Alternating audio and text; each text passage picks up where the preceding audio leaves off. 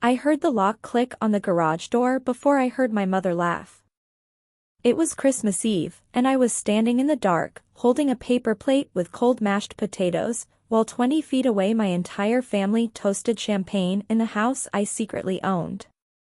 They had no idea. And I was about to make sure they found out. My name is Mandy, and I'm 31 years old. For most of my life, I believed family meant loyalty. I believed it meant protection. I was wrong. Growing up in Portland, Oregon, I was the middle child in a family that worshipped my older brother, Derek, and my younger sister, Chloe. Derek was the golden boy, college athlete, loud laugh, everyone's favorite. Chloe was the baby, delicate and charming, the one who could do no wrong. And me? I was just there. My parents, Richard and Linda, never said I was unwanted. They didn't have to. Their actions spoke louder than any words ever could. I got the smaller bedroom, the one that used to be the office. The hand-me-down clothes that never quite fit. The leftover attention after Derek's games and Chloe's recitals. At family dinners, they'd ask Derek about his future plans, Chloe about her latest artwork. When they got to me, it was always, "And how's school, Mandy?" Like I was an afterthought they remembered at the last second. But I learned to survive. I studied hard, kept my head down, and got a full scholarship to a state school for finance. No one came to my graduation. They were at Derek's engagement party in California. I told myself it didn't matter. I told myself I was strong enough to handle it. I was lying. If this story sounds familiar, drop a comment and let me know where you're watching from. I promise, it gets better. After college, I moved to Seattle and got a job at a private equity firm. The work was demanding, the hours brutal, but I was good with numbers, really good. I could see patterns other people missed, opportunities hidden in spreadsheets and market trends. While my family assumed I was scraping by in some tiny apartment, barely making rent, I was learning how to build real wealth. By 25, I'd saved enough for my first investment, a duplex in a growing neighborhood south of Seattle. I rented it out. The cash flow was steady. Then I bought another property. Then another. Small multifamily buildings, always in areas about to boom. I kept it quiet. I drove a 10-year-old Honda Civic. I wore simple clothes from Target. I never posted about money on social media. My family still thought I was the struggling, forgettable middle child working some boring office job. Meanwhile, Derek's business, a flashy car dealership funded almost entirely by our parents' retirement savings, was bleeding money. Every family gathering, he'd make excuses. The market was tough, customers were cheap, he just needed one more quarter to turn it around. Chloe was bouncing between jobs, always needing bailouts. Art school hadn't panned out. Neither had her jewelry business, her photography studio, or her lifestyle blog. But my parents kept writing checks, kept believing this time would be different. I watched from the sidelines.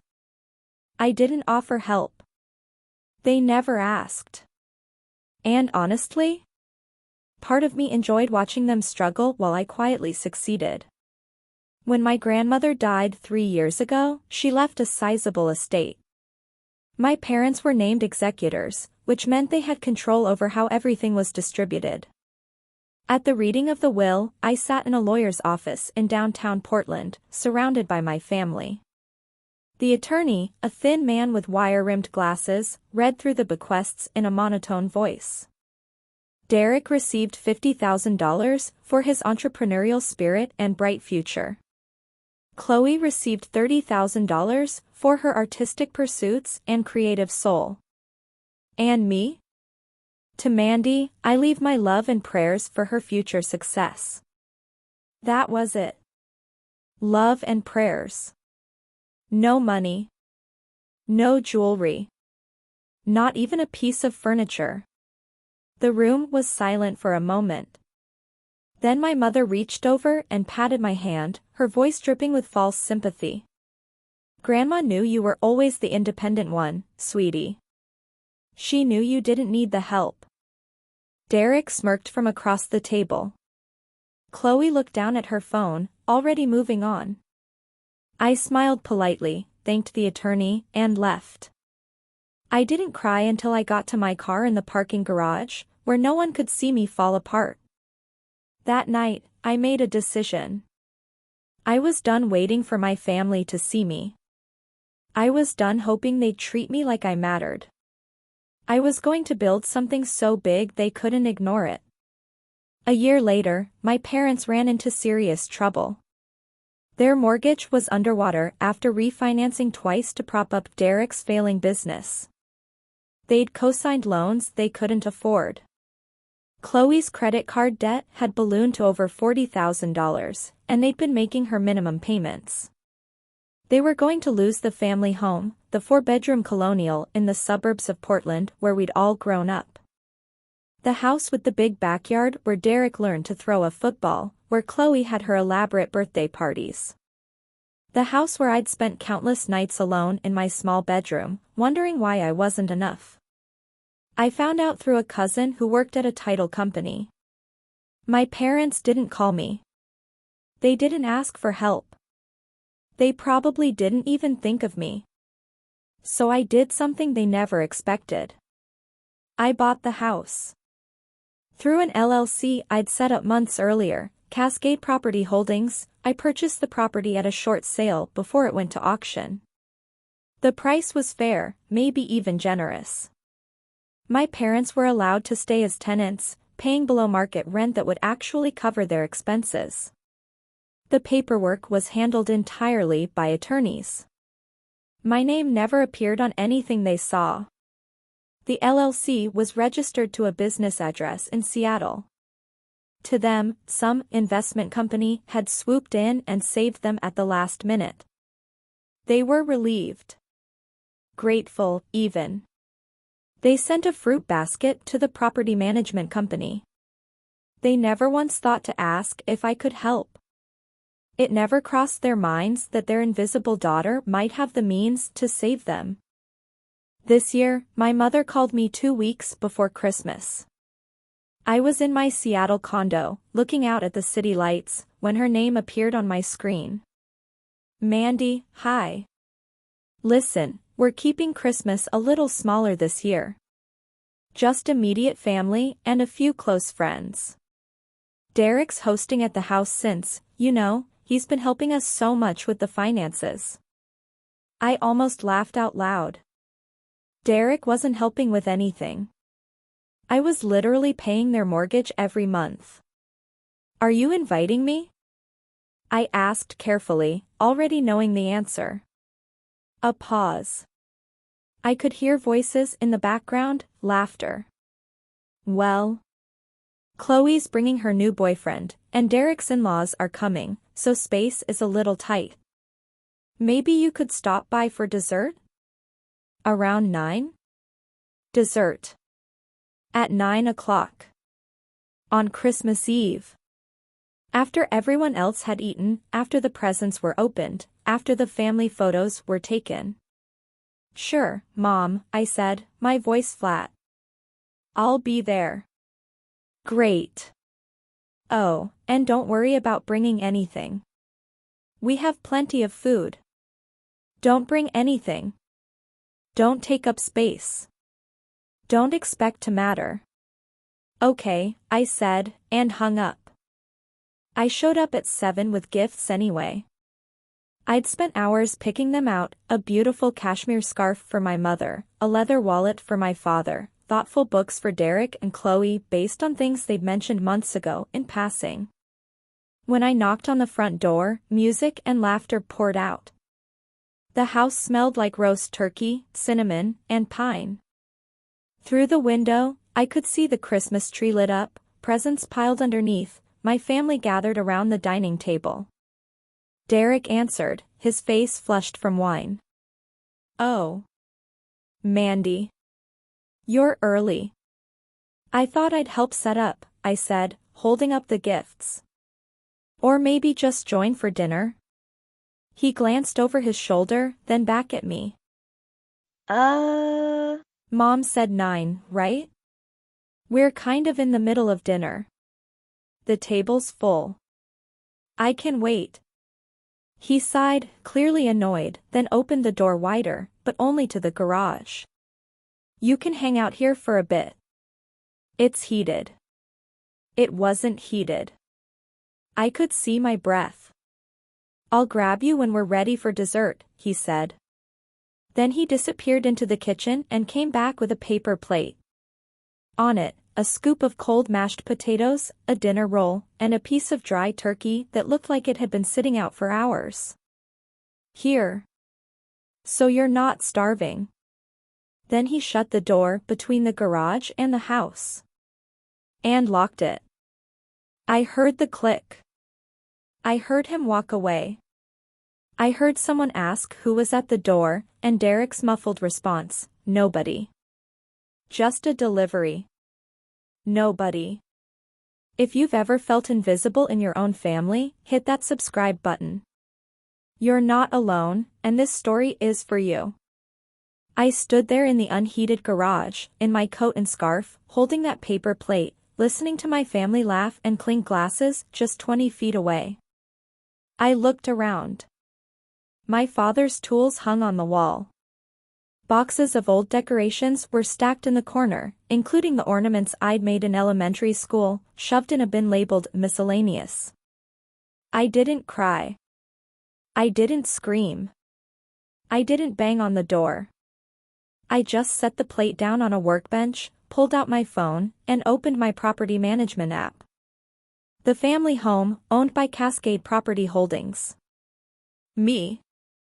3 rental properties my parents didn't know I owned, the same ones they'd been borrowing money against through Derek's investment advice, all mine. The small commercial space Derek was using for his car dealership, the one he bragged about securing at an amazing rate, mine. I owned it all.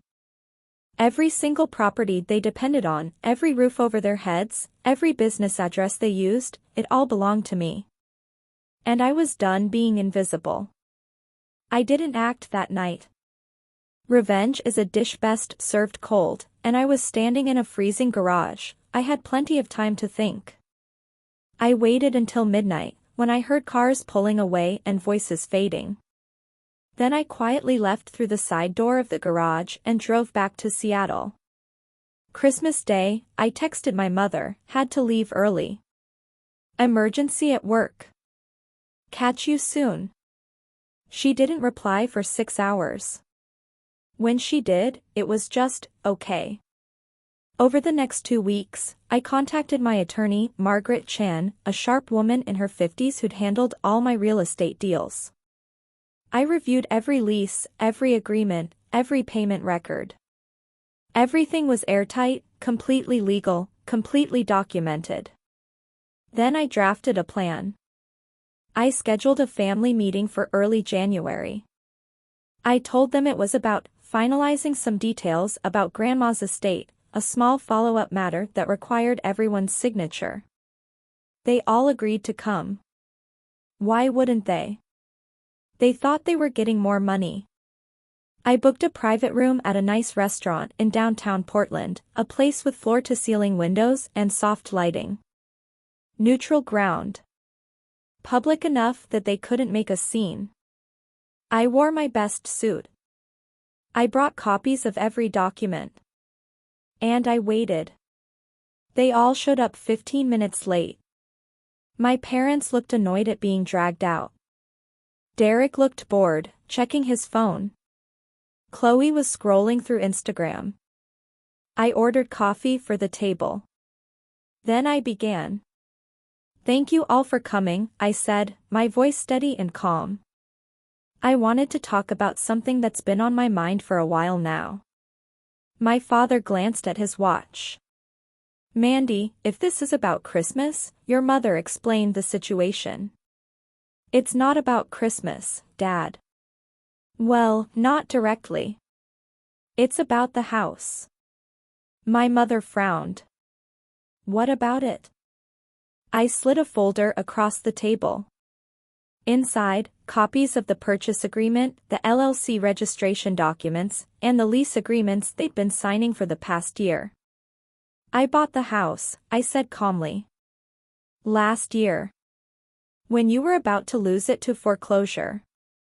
Silence. Derek opened the folder, his eyes scanning the pages. His face went pale. What the hell is this? It's proof that I own the house you've been living in. The house you think some investment company saved. That was me. I'm Cascade Property Holdings. Chloe's mouth fell open. You own our house? Yes. I also own the commercial space you're leasing for your dealership, Derek. And the duplex Mom and Dad took that loan against last spring to pay off Chloe's credit cards. All of it. Mine. My mother's voice shook. Why wouldn't you tell us? I looked at her, really looked at her, and felt nothing but cold certainty. Because you never asked if I could help. You just assumed I couldn't. You assumed I didn't matter enough to even consider. Derek slammed the folder down on the table, making the coffee cups rattle. This is insane. You've been spying on us? Controlling us? Playing some sick game? No, I said, my voice ice cold. I've been saving you. Quietly. While you all treated me like I didn't exist. My father leaned forward, his face red. Mandy, that's not fair. If this is about Christmas. Dad, you locked me in the garage. He opened his mouth, then closed it. That was Derek's idea. And you let it happen. You all let it happen. You served me cold food on a paper plate and locked me out of my own family celebration. In a house that I own. If you're rooting for Mandy right now, smash that like button. This is where it gets good. My mother's eyes filled with tears. We didn't mean to hurt you, sweetheart. You've just always been so independent, so capable. We thought you preferred being on your own. Independent? I laughed, and it came out sharp and bitter. I wasn't independent, Mom. I was invisible. There's a difference. You didn't give me independence. You gave me neglect, and I survived it. Chloe reached across the table, her hand trembling. Mandy, please. We're family. We'll fix this. We'll do better. Just tell us what you want. I pulled my hand back. I'm not here for apologies. I'm not here for promises. I'm here to tell you what happens next. The table went quiet. Outside the window, people walked by with shopping bags, laughing, living normal lives. I laid it out clearly, methodically, the way I'd planned. You can stay in the house. The rent will remain the same, below market, because despite everything, I'm not a monster. But Derek, your lease on the dealership space ends in 60 days. I'm not renewing it. You can't do that, he shouted, half standing. I can. It's in the contract. 60 days notice for non-renewal. I'm giving you 90. That's me being generous. He looked at our father, desperate. Dad, do something. My father said nothing. He just stared at the papers. I continued. Chloe, the loan you took against the duplex last year? I'm calling it. You have 90 days to pay it back in full or restructure with a bank. I can provide references, but I'm done being your safety net. She started crying, mascara running down her cheeks. And Mom, Dad, I need you to understand something. I'm not doing this to punish you. I'm doing this because I'm done being treated like I don't matter. I'm done being the child you forget about until you need something. My mother was sobbing now, her hands covering her face. We're so sorry. Please, Mandy. Please don't do this. We'll change. I swear we'll change. I stood up, gathering my folder. I don't want your apologies. I want respect. And if I have to enforce boundaries to get it, then that's what I'll do. I pulled out my wallet and left $200 on the table for the meal. Lunch is on me, I said. Merry Christmas. And I walked out. The next few months were brutal. Derek lost his dealership space and had to downsize into a smaller location across town. His business barely survived. He had to let go of half his staff. He stopped speaking to me entirely, blocking my number and unfriending me on every social platform. Chloe restructured her debt with a bank loan at a much higher interest rate. She finally got a steady job as an administrative assistant. She texts me now, sometimes, carefully. Just small talk. Testing the waters. My parents stayed in the house. They paid rent on time, they didn't have a choice. They invited me to Easter dinner. I declined. They invited me to Thanksgiving. I declined again. I didn't do any of this to destroy them. I did it to stop being erased. But here's what I didn't expect, the guilt. Late at night, alone in my condo, I'd wonder if I'd gone too far. I'd think about my mother's tears, my father's stunned silence. I'd remember Christmases when I was little, when things felt simpler, when I still believed they loved me equally. But then I'd remember the garage. The locked door. The paper plate. And I'd know I'd made the right choice. 6 months later, on a random Tuesday evening, my mother called. I almost didn't answer. But something made me pick up. Mandy, she said, her voice small and uncertain. I've been going to therapy. Your father and I both have. We're trying to understand where we went wrong. I didn't respond. I just listened. Our therapist asked us to describe each of our children, she continued, her voice cracking. And when we got to you, we realized we couldn't. We couldn't describe you beyond basic facts. We didn't know your favorite color, your dreams, what makes you laugh. We didn't know you at all. I closed my eyes, leaning against my kitchen counter. I know we can't undo the past, she said. I know we can't give you back the childhood you deserved. But I want you to know. I see you now. I see what we did. And I'm so sorry. Thank you for saying that, I whispered. Will you come to dinner? Just the two of us? No Derek, no Chloe. Just me and you. I hesitated, my heart pulling in two directions. Maybe. Someday. But not yet. I'll wait, she said. As long as it takes. I'll wait. We hung up. I stood in my kitchen for a long time, watching the sun set over Seattle, feeling something I hadn't felt in years, hope. Maybe not forgiveness. Not yet. But hope. I learned. Here's the truth nobody tells you about revenge, it doesn't heal you.